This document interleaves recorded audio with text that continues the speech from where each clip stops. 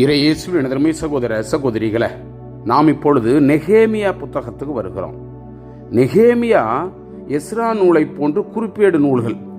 இதுவும் அதே போல பல ஆண்டவனுடைய சட்டத்திட்டங்களை ஒழுங்குமுறைகளை சொல்லக்கூடிய ஒரு நூலாகவும், நெகேமியா இதோ அங்கே பாபிலோனில் அடிமைத்தனத்தில் இருந்த பொழுது அங்கிருந்து வெளிவந்து அங்கே ஒரு ஆளுநராக கூட அல்லது பானம் பரிமாறக்கூடியதாக இருந்தார், ஆளுநராக இருந்தார். மறுபடியும் அங்கிருந்து வந்து இங்கு மக்களுக்கு, யூதா மக்களுக்காக ஒரு ஆளுநராக நியமிக்கப்படுகிறார்.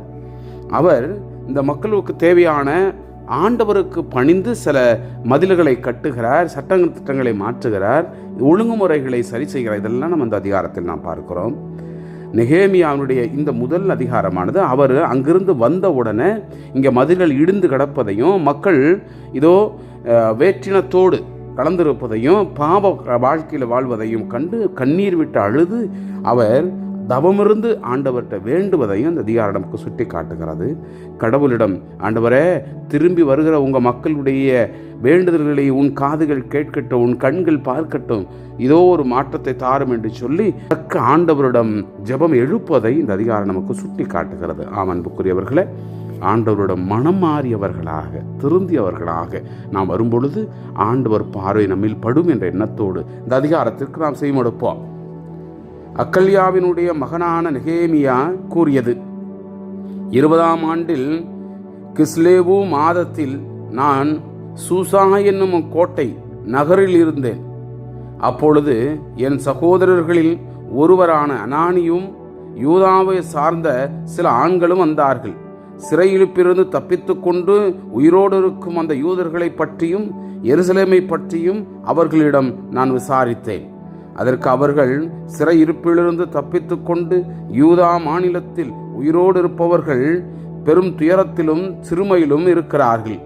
எருசலேமில் மதில்கள் தகர்த்தெறியப்பட்டுள்ளன, அதன் வாயிற் கதவுகள் தீக்கிரையாக்கிவிட்டன என்று கூறினார்கள்.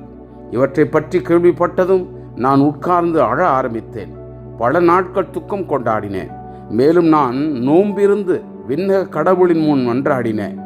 விண்ணக கடவுளாகிய ஆண்டவரே, பெரியவரும் அஞ்சுதற்கு உரியவரும் ஆனவரே, தமக்கு அன்பு காட்டுபவரிடமும் தம் கட்டளைகளை கடைபிடிப்பவர்களிடமும் உடன்படிக்கையை காத்து பேரன்பை காட்டுபவரே, இரக்கத்தையும் காப்பவரே, உம் ஊழியர்களாகிய இஸ்ரேல் மக்களுக்காக இரவும் பகலும் இன்று உம் திருமுன் மன்றாடுகிறேன்.